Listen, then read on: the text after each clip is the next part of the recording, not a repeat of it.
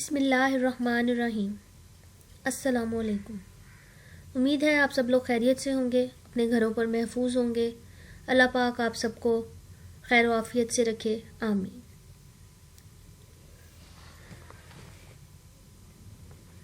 My name is doctor Hira Bashir, MPhil pharmaceutical chemistry and I am the principle of allied college of health sciences Khanewal. सबसे पहले तो आप सबको welcome हमारे new session में 2020 to 2022।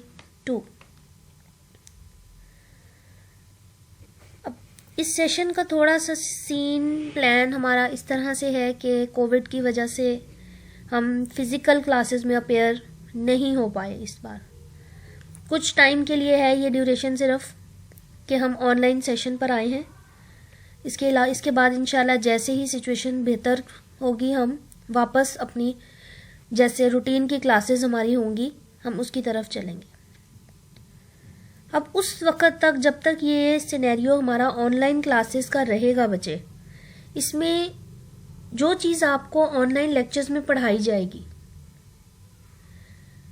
वो आप लोगों ने अपने पास प्रॉपरली सेव करनी है। कैसे करनी है? अपने रजिस्टर्स के ऊपर करनी है। आपके पास नोट्स हैं, अपने नोट्स के ऊपर करनी है, ठीक है। अब 4 आपके टोटल हैं सब्जेक्ट, ठीक है। फर्स्ट ईयर में आपके टोटल हैं 4 सब्जेक्ट्स, जिसमें एक सब्जेक्ट आपका है फार्मास्यूटिक्स, एक है फार्माकोग्नोसी,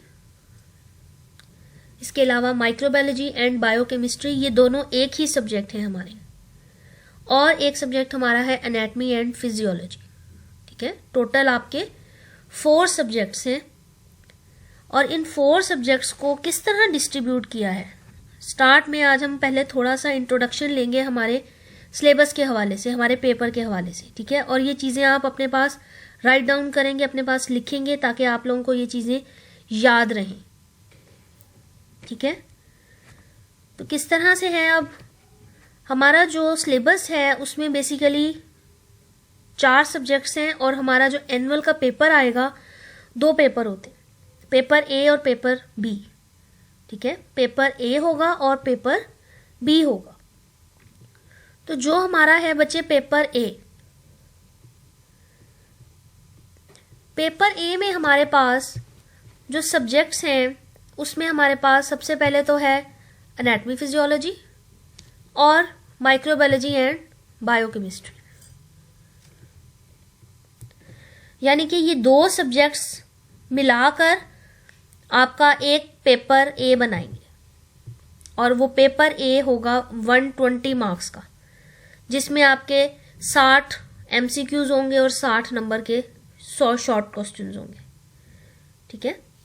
इसी तरह पेपर बी होगा, उसमें आपके 2 सब्जेक्ट्स होंगे, फार्मास्यूटिक्स एंड फार्माकोग्नोसी, ठीक हो गया। 2 पेपर्स हैं, पेपर ए और पेपर बी। 120 मार्क्स के होंगे, 60 नंबर के एमसीक्यूज। अब 60 नंबर के एमसीक्यूज एनाटमी फिजियोलॉजी और माइक्रोबायोलॉजी बायोकेमिस्ट्री में से मिलाकर बनाए जाएंगे, और 60 नंबर के एमसीक्यूज पेपर बी में जो होंगे वो फार्मास्यूटिक्स और फार्माकोग्नोसी को मिलाकर बनाए जाएंगे। क्लियर हो गए सब्जेक्ट्स आपको?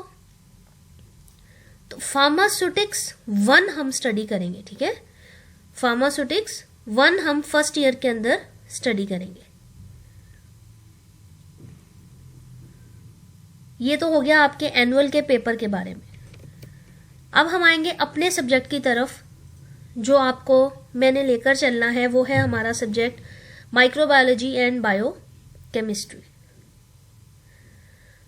सबसे पहले हम माइक्रोबायोलॉजी का सिलेबस देखेंगे कि ये सिलेबस क्या है, इसमें कितने चैप्टर्स हैं, हमने कितने चैप्टर्स पढ़ने हैं, किस तरह पढ़ने हैं, बायोकेमिस्ट्री क्या है, कितने चैप्टर्स हैं, किस तरह कवर करने हैं, ठीक है।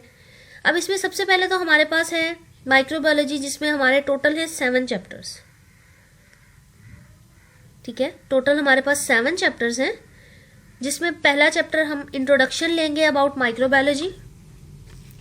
दूसरा चैप्टर है जिसके अंदर हम 2 चैप्टर नंबर 2 जो है उसके हमारे पास फर्दर 3 चैप्टर्स हैं, ठीक है, फर्दर उसके हमारे 3 चैप्टर्स हैं, ठीक है। तो चैप्टर 2 बेसिकली 3 हिस्सों में तकसीम हुआ है, बैक्टीरिया, वायरस एंड फंजाई। हम इसको सेपरेट पढ़ेंगे, चैप्टर 2A, चैप्टर 2B और चैप्टर 2C, ठीक है। इसमें हम पढ़ेंगे बैक्टीरिया के बारे में, वायरस के बारे में और फंजाई के बारे में। फिर चैप्टर 3 की तरफ आएंगे तो हम पढ़ेंगे कि एयर, वाटर और सॉइल की माइक्रोबायोलॉजी क्या है, यानी हवा में, पानी में और मिट्टी में कौन कौन से माइक्रो ऑर्गेनिज्म मौजूद होते हैं, ये पढ़ेंगे। फिर हम पढ़ेंगे हम इन माइक्रो ऑर्गेनिज्म को ख़त्म कैसे कर सकते हैं। उसके लिए हम एक प्रोसेस इस्तेमाल करते हैं स्टेरिलाइजेशन का, उसकी हम डिटेल पढ़ेंगे। देन इसके बाद हम स्टडी करेंगे about fermentation, then immunology and vaccine and sera. Fermentation, immunology, vaccine and sera, ये टोटल आपके सब्जेक्ट्स हैं माइक्रोबायोलॉजी में, ठीक है, जिसके अंदर हमने जहां भी स्टडी करनी है, फर्स्ट चैप्टर में माइक्रोबायोलॉजी स्टडी करनी है, माइक्रो ऑर्गेनिजम्स देखने हैं कहाँ कहाँ मौजूद होते हैं, फिर माइक्रो ऑर्गेनिज्म होते कौन से हैं हम उनको स्टडी करेंगे, फिर ये माइक्रो ऑर्गेनिज्म हवा में, पानी में और मिट्टी में कहाँ कहाँ और किस नेचर के मौजूद होते हैं, फिर इनको हम किस किस तरीके से रिमूव कर सकते हैं, फर्मेंटेशन में किस तरह इस्तेमाल होते हैं, इम्यूनोलॉजी में यानी हमारी बॉडी में कुव्वत मुदाफ़ियत पैदा करने में इन माइक्रो ऑर्गेनिज्म का क्या रोल है, या हमारी बॉडी में बीमारी पैदा करने में इसका क्या रोल है, फिर इस हम जो वैक्सीन और सीरम का इस्तेमाल करते हैं उनके अंदर कौन से माइक्रो ऑर्गेनिज्म इस्तेमाल होते हैं, ठीक है, ये हमारी है माइक्रोबायोलॉजी। फिर हम जब आएंगे अपने सब्जेक्ट बायोकेमिस्ट्री की तरफ तो उसमें हम देखेंगे कि व्हाट इज बायोकेमिस्ट्री, देन हम देखेंगे व्हाट आर कार्बोहाइड्रेट्स, ये जो शुगर वगैरह हम लेते हैं, व्हाट आर लिपिड्स, ये हम ऑयल, फैट्स, घी वगैरह लेते हैं, प्रोटीन्स क्या होती हैं, ये जो हम दालें, गंदुम वगैरह ये सब लेते हैं, न्यूक्लिक एसिड्स जिसमें हमारे डीएनए आ जाएगा, आरएनए आ जाएगा, हार्मोन्स, हमारी बॉडी में डिफरेंट ग्लैंड्स में से डिफरेंट हार्मोन्स सिक्रीट होते हैं, वो हार्मोन्स क्या होते हैं, उनकी केमिस्ट्री क्या है, उनका काम क्या है, एंजाइम्स, हमारी बॉडी में मुख्तलिफ रिएक्शंस हो रहे हैं, मेटाबॉलिज्म हो रहा है, चीज़ें बन रही हैं, रिएक्शन हो रहे हैं, किस तरह हो रहे हैं, एंजाइम क्या रोल प्ले कर रहे हैं, ये सारा स्टडी करेंगे। फिर हम पढ़ेंगे, अब ये चैप्टर 2 यहाँ पर भी इसके हमारे पास A से लेकर F तक पार्ट्स हैं, ठीक है, डिफरेंट हम बायोकेमिकल कंपोनेंट्स को स्टडी करेंगे। फिर vitamins, very important and very interesting chapter, ठीक है, वाइटामिन्स का स्टडी करेंगे, vitamin A, B, C, D, जितने भी वाइटामिन्स हैं उन सब की डिटेल हम देखेंगे, उनका स्ट्रक्चर देखेंगे, उनका यूज़ देखेंगे। फिर हम बायोटेक्नोलॉजी की तरफ आएंगे कि जो इंसानों की वेलफेयर के लिए, फ़ायदे के लिए जो हमें चीज़ें बनाकर दी जाती हैं बायोटेक्नोलॉजी की मदद से दी जाती हैं, जैसे कि आपको कुछ सब्जियां, कुछ फल हर मौसम में मिल जाते हैं, अच्छी क्वालिटी के मिल जाते हैं, उनको बायोटेक्नोलॉजी की मदद से ग्रो करवाया जाता है। कुछ जानवर ऐसे हैं, कुछ एनिमल्स ऐसे हैं, ठीक है, जिनकी क्वालिटी को इन्हांस कर दिया जाता है, जिनमें मिल्क की प्रोडक्शन को बढ़ा दिया जाता है, गोश्त ज़्यादा होता है उनमें, वो सारे के सारे बायोटेक्नोलॉजी के कोई ना कोई प्रोसेस से गुजर कर बनाए जाते हैं। फिर थोड़ा सा इंट्रोडक्शन लेंगे हम एसिड्स के बारे में, बेस के बारे में, इलेक्ट्रोलाइट्स के बारे में, ठीक हो गया। तो ये हमारा टोटल सिलेबस है जो हमने माइक्रो और बायो में स्टडी करना है, ठीक हो गया।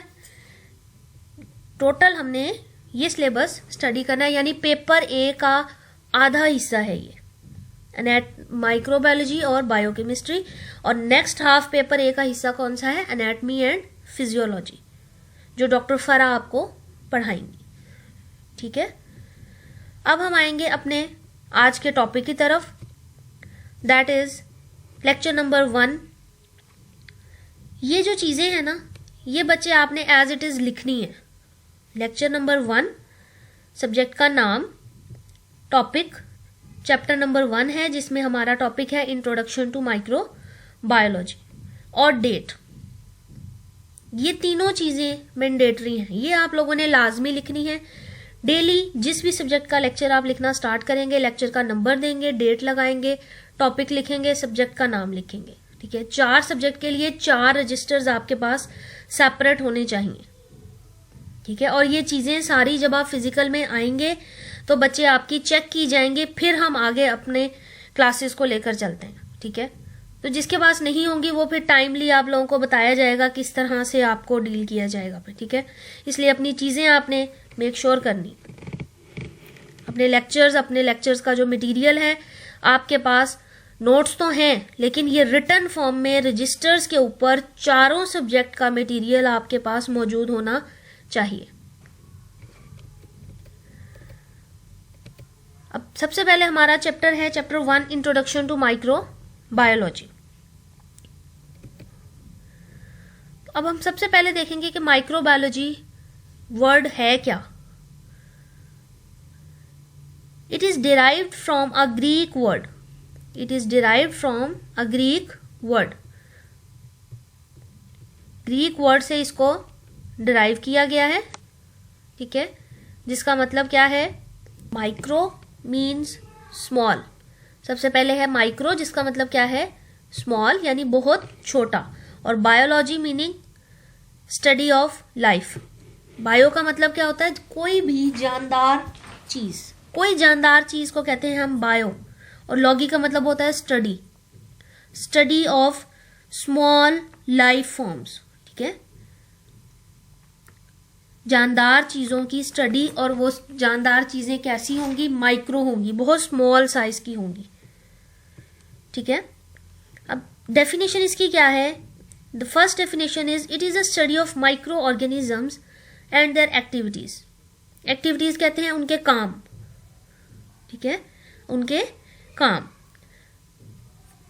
Second definition is it is the study of microorganisms which are invisible to naked eye and visible to with microscope. Invisible to naked eye. Invisible का मतलब होता है नजर ना आना, जिनको हम नहीं देख सकते। टू नेकेड आई, जो आम आंख है, ह्यूमन आई जो है, आम आंख से हम उसको नहीं देख सकते। मतलब इनविजिबल मतलब नजर ना आना, और नेकेड आई मतलब आम आंख से, जो ह्यूमन आई है, जो हमारी देखने वाली आंख है, दैट इज नेकेड आई, उससे हम इसको नहीं देख सकते। एंड विजिबल टू माइक्रोस्कोप, सिर्फ और सिर्फ हम माइक्रोस्कोप की मदद से इसको देख सकते हैं। Now what is microscope. तो माइक्रोस्कोप के बारे में आपको बताया जाएगा कि माइक्रोस्कोप क्या होता है। तो माइक्रोस्कोप जो है बेसिकली एक ऐसा आला है जिसको हम इन माइक्रो ऑर्गेनिजम्स को देखने के लिए इस्तेमाल करते हैं। इन माइक्रो ऑर्गेनिज्म को देखने के लिए इस्तेमाल करते हैं। ये है माइक्रोस्कोप हमारा पास। ठीक है, this machine is called microscope. ये आप देख सकते हैं, यहां पर ये लेंस लगे हुए हैं। These are the lenses we use to see these microorganisms. These are the lenses. Here it is. You can see here. Slide इसमें रखेंगे जो हमारा सैंपल होगा। जब हम इस लेंस के अंदर से देखेंगे तो हमें इस तरह से चीजें विजिबल होंगी। ठीक है, इस तरह हमें माइक्रो ऑर्गेनिज्म नजर आएंगे, लाइक दिस। ठीक हो गया। तो माइक्रोस्कोप ऐसी मशीन है जिसको हम माइक्रो ऑर्गेनिजम्स को देखने के लिए इस्तेमाल करेंगे। It deals with the study of structure. Structure कहते हैं साख्त, बनावट कैसी है, रिप्रोडक्शन, किस तरह वो रिप्रोड्यूस कर रहा है, अपने नंबर को बढ़ा रहा है, अपनी नस्ल को आगे लेकर चल रहा है। फिजियोलॉजी यानी उसके काम क्या है। ठीक है, उसका काम क्या है, वो माइक्रो ऑर्गेनिज्म क्या काम कर रहा है, उसका मेटाबॉलिज्म कैसे हो रहा है, यानी उसके अंदर कार्बोहाइड्रेट है, प्रोटीन है, लिपिड्स हैं, ये सारी चीजें कैसे मेटाबोलाइज हो रही हैं, कैसे उसकी बॉडी में टूट रही हैं। देन आइडेंटिफिकेशन, पहचानना, आइडेंटिफाई करना, ठीक है। पहचानते हैं हम कि हम माइक्रोबायोलॉजी में हम देखते हैं कि आया कि ये फंजाई है, ये वायरस है, ये बैक्टीरिया है, या कौन सा माइक्रो ऑर्गेनिज्म है।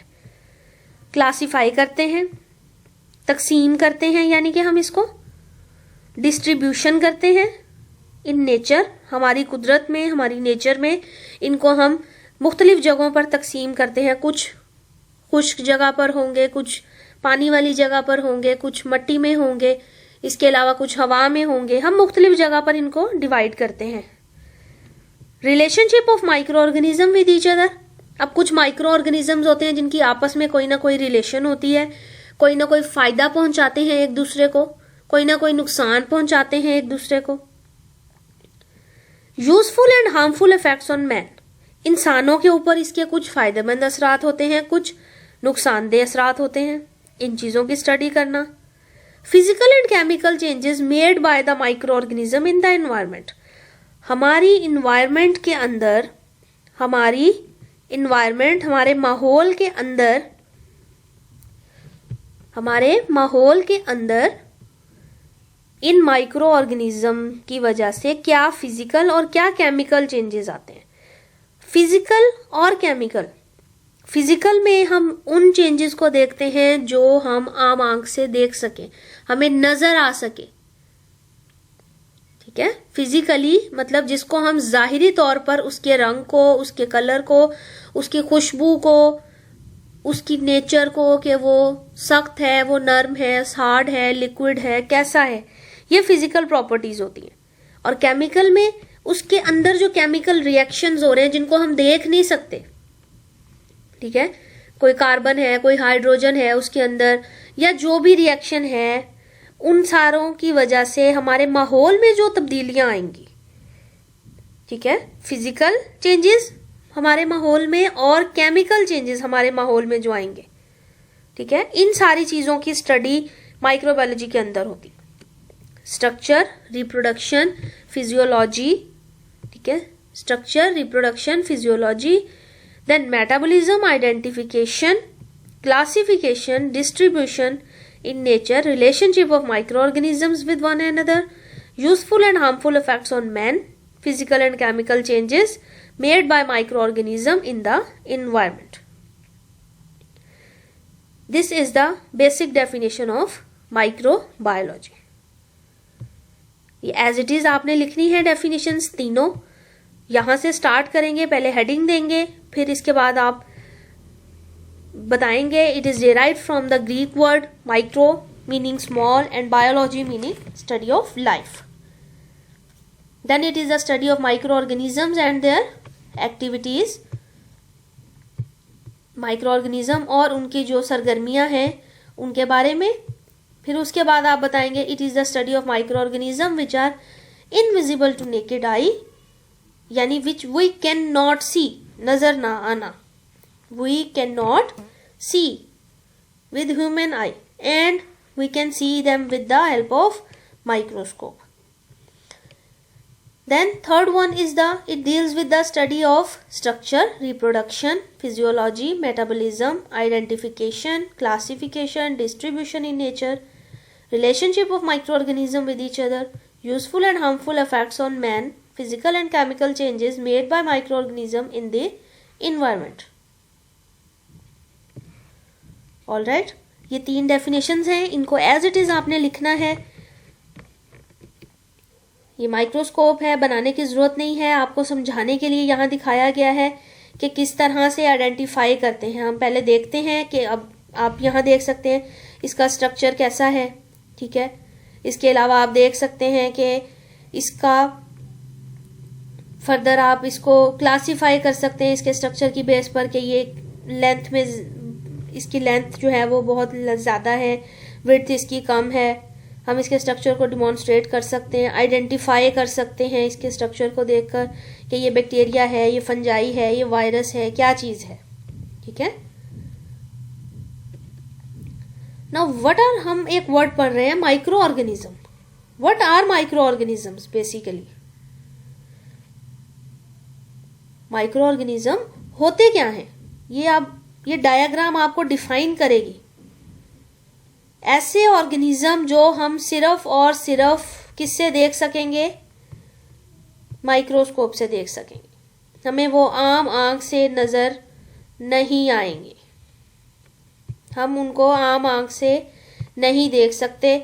ये वो मशीन है जिसकी मदद से हम देखेंगे माइक्रो ऑर्गेनिजम्स को।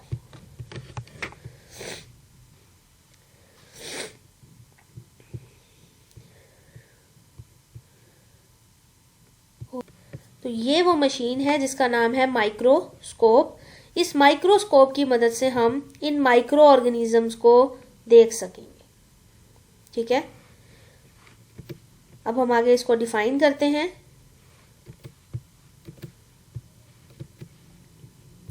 The living organisms around us that normally, जो आम तौर पर can not be seen with naked eyes, जिनको हम आम आंख से नहीं देख सकते, ऐसे जानदार, ऐसे हशरात जिनको हम आम आंख से नहीं देख सकते, they are known as micro organisms.